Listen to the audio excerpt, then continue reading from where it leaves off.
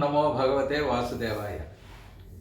విష్ణు సహస్రనామాలలో శ్రీ మహావిష్ణువుకి వృషోదరుడు అనే నామం ఉంది. ఈ వృషోదరుడు అనే నామము పరమాత్మకి 3 కారణాల వల్ల సార్థకమైంది.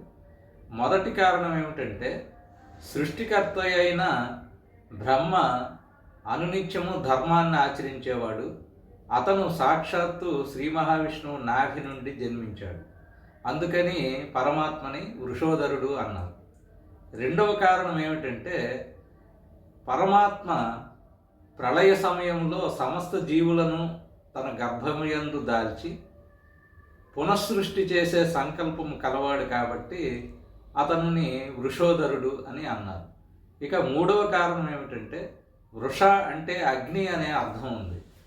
పరమాత్మ అగ్ని రూపములో సమస్త జీవుల యందు ఉంటాడు కాబట్టి అతనిని వృషోదరుడు అని అన్నారు.